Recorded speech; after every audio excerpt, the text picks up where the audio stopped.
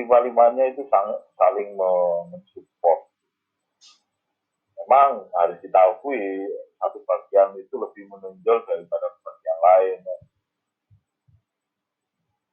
Kalau keuangan itu sebetulnya lebih menonjol yang di soal manajerial ya. Kita kalau pemasaran. Jadi kalau dalam satu perusahaan menurut teorinya Altman itu menyatakan bahwa yang paling penting, yang terpenting di dalam perusahaan itu sebetulnya adalah marketing ya. Bagaimana urusnya sistem pengelolaan yang ada di perusahaan, asal perusahaan itu mampu menjual, maka perusahaan akan baik-baik saja. Ya itu sudah terbukti banyak sekali ya. Contoh ya paling banyak itu yang misalnya kayak sekarang nih. Sekarang itu kan dalam posisi atau dalam kondisi pandemi. Beberapa banyak perusahaan yang belum besar. Perusahaan yang bangkrut ya. Karena apa?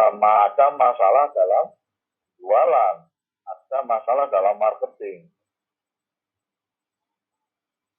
Karena pandemi ini sehingga orang malas keluar, orang jarang beli dan sebagainya. Contohnya apa? Misalnya perhotelan nih. Ya. Mungkin Bapak Ibu pernah dengar ya di salah satu hotel bintang 5 di Surabaya. Salah satu hotel bintang 5 di Surabaya itu nggak salah hotel apa itu? Saya baca beritanya itu banyak karyawan yang demo sih minta sumbangan di pelataran hotel tersebut. Kalau nggak salah hotel apa itu yang bekerja apa namanya balai kota itu. Nah, jadi sebagus apapun pengelolaan manajerial di dalam perusahaan tersebut, kalau marketingnya itu atau pemasarannya itu mandek atau terganggu, maka perusahaan itu akan terganggu pula.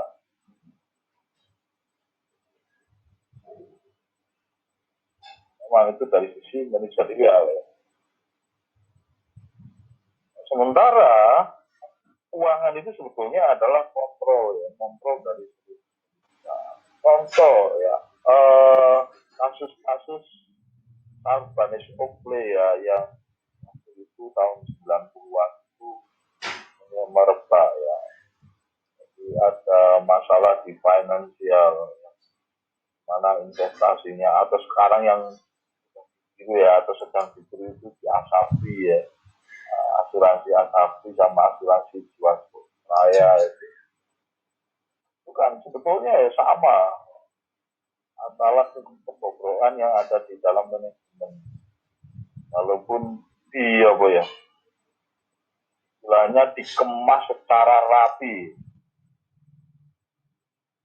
Untung saja itu adalah Asafi sama Jiwasraya itu perusahaan plat merah ya atau punya pemerintah. Yang satunya asuransi milik tentara, yang satunya asuransi milik negara. Sama itu di Karong itu tolong burung. Tapi dengan cara yang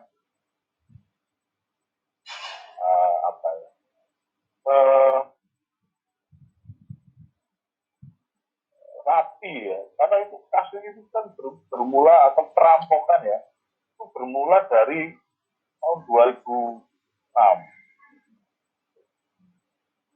awal mulanya itu.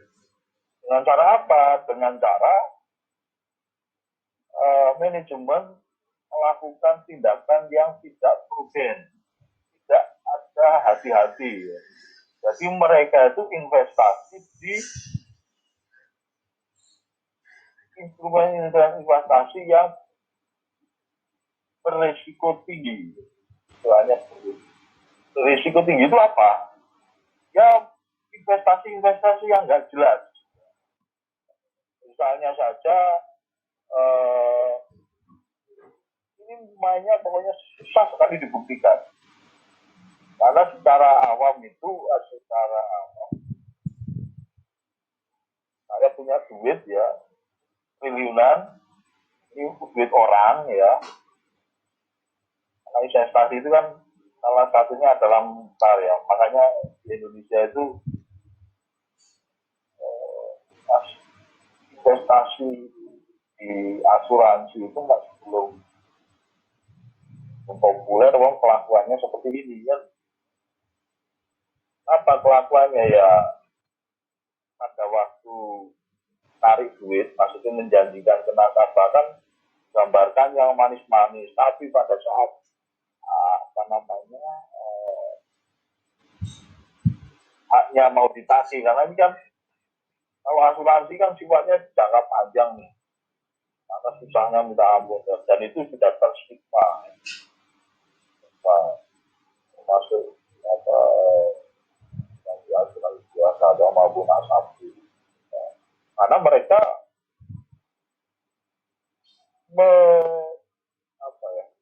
menginvestasikan di instrumen-instrumen yang berisiko. Contohnya apa?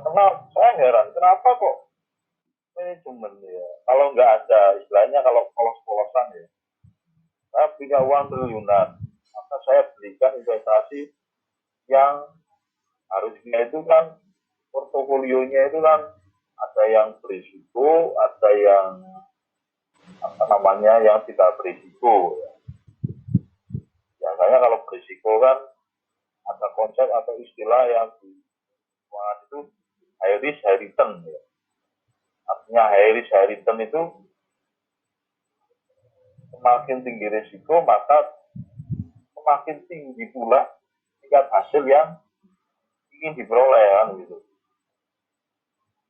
Tapi kan tidak bisa kita apalagi di dalamnya itu ada istilahnya apa?